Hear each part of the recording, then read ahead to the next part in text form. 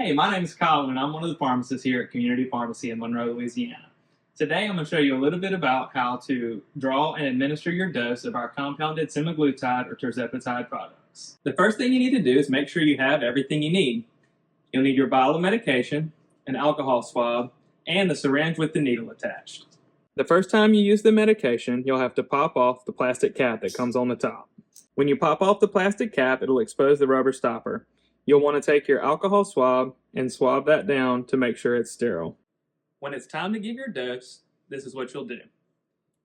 Pull the plunger on the syringe down to the amount of the dose you're supposed to give. For instance, if your dose is 20 units, pull the plunger to the 20 units to fill the syringe with air.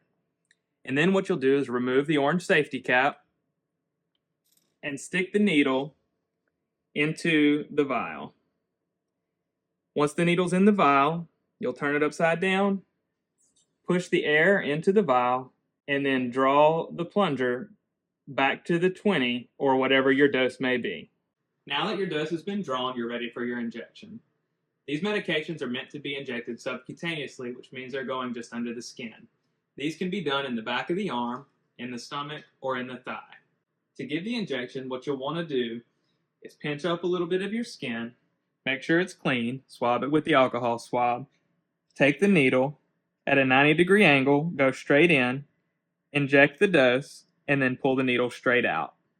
Once you've given the dose, put the safety cap back on the needle by placing it on the counter, pushing it in, and popping the cap back on. Then properly dispose of the needle. Now that you know how to give the injections, I'm going to briefly go over a few other questions or concerns that we see with these products. First of all, we'll talk about the storage of these products.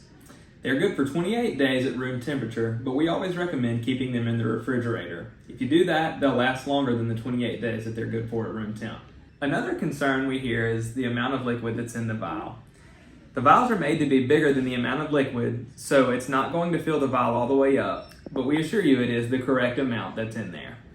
With every prescription we dispense of this, we provide all the necessary supplies to give yourself the injection. We dispense it with insulin syringes to give the dose and the alcohol swabs to make sure everything is sterile.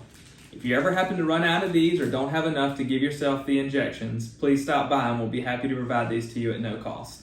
These medications are to be given once weekly.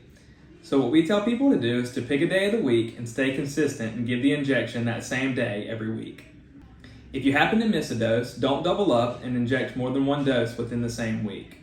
One other thing we want to make sure patients know is to rotate injection sites. For instance, if one week you give yourself the injection in the right side of your stomach, the next week just switch over to the other side and give it on the left. If you're giving it in the thigh, alternate thighs from week to week. Thanks for choosing us here at Community Pharmacy. If you have any other questions about this product or anything else, feel free to stop by or give us a call and we'll be happy to help you. At Community Pharmacy, we're here for all of your pharmacy needs and to help you by simplifying your life.